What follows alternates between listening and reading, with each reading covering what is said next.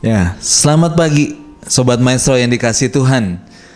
Kita boleh berjumpa kembali di dalam acara visitasi pada hari ini. Dan kita boleh bersuka cita, boleh bersemangat karena kita punya Allah yang luar biasa. Kita punya Tuhan yang luar biasa. Kalau saya boleh mengawali di dalam pembacaan firman Tuhan di dalam Yesaya 40 ayatnya yang ke-31. Demikianlah bunyi firman Tuhan. Yesaya pasalnya yang ke-40 ayat 31. Tetapi orang-orang yang menanti-nantikan Tuhan mendapat kekuatan baru. Mereka seumpama raja wali yang naik terbang dengan kekuatan sayapnya. Mereka berlari dan tidak menjadi lesu. Mereka berjalan dan tidak menjadi lelah. Inilah kekuatan buat kita semuanya.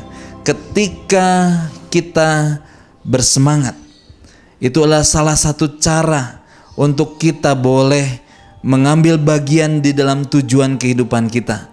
Kalau kita tidak bersemangat, tentunya kita tidak akan mencapai tujuan yang Tuhan kehendaki dalam hidup kita. Menanti-nantikan Tuhan, biarlah kiranya itu menjadi kunci di dalam kehidupan kita. Ketika kita juga memiliki hubungan yang akrab setiap saat bersama dengan Tuhan. Sobat Maestro yang dikasihi Tuhan, kalau kita berbicara tentang semangat, kiranya ini akan tetap menjadi gelora di dalam kehidupan kita. Karena setiap orang, dari tua, muda, bagaimanapun profesi kita, status kita, apapun, semuanya kita mengalami berbagai persoalan dalam hidup ini. Ya, betul. Selama kita hidup di dunia ini, kita mengalami berbagai persoalan. Tetapi yang membedakan kita, yang menjadi anak-anak Tuhan, ketika kita memiliki persekutuan dengan Tuhan, kita punya pengharapan yang jauh lebih baik daripada orang-orang dunia ini. Mengapa?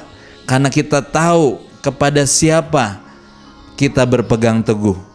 Dan Yeremia 17 ayatnya yang ke-7 mengatakan, diberkatilah orang yang mengandalkan Tuhan dan yang menaruh harapannya kepada Tuhan. Dan kiranya kita menjadi orang-orang yang diberkati Tuhan, memiliki semangat, memiliki sukacita, walaupun mungkin badai hidup dan segala persoalan kita boleh alami. Tetapi kita harus yakin sesuai dengan firman Tuhan bahwa pencobaan-pencobaan yang kita alami adalah pencobaan biasa yang tidak melebihi kekuatan kita. Bahkan Tuhan memberikan kepada kita jalan keluar bagi orang-orang yang setia untuk mengiring kepada Tuhan. Sobat Maestro yang dikasihi Tuhan, mari seperti banyak contoh dalam firman Tuhan, dalam Alkitab, Elia ketika dia sanggup seorang diri membunuh nabi-nabi Baal sebanyak 450 dengan pertolongan Tuhan tentunya. Dan itu menjadi kemarahan buat Izebel, sehingga Izebel merencanakan untuk membunuh Elia, dan Elia merasa ketakutan. Dan ketika takut dia lari ke Gunung Horeb. Dalam perjalanannya 40 hari 40 malam, dia mengalami kelelahan yang begitu sangat, sehingga Tuhan tahu apa yang menjadi kebutuhan Elia. Ketika Tuhan tahu, Tuhan menyuruh Elia untuk tidur, untuk makan, untuk memulihkan jasmaninya. Dan setelah itu Tuhan perintahkan untuk dia kembali, dan Tuhan memberikan kekuatan. Dari sinilah kita percaya bahwa Tuhan itu peduli terhadap nabinya. Tuhan tidak pernah meninggalkan, Tuhan tidak akan pernah membiarkan umatnya yang setia.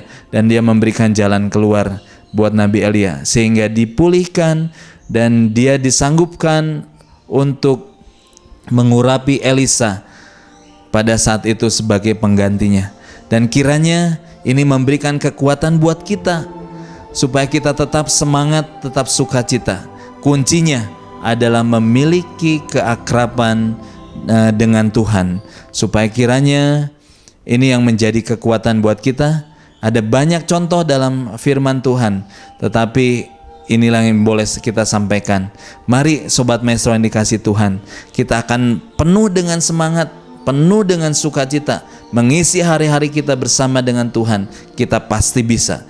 Selamat berjuang, dan kiranya Tuhan yang akan bersama dengan kita, yang memampukan kita untuk kita tetap semangat dan menikmati kasih karunia-Nya. Tuhan Yesus memberkati. Haleluya. Amin.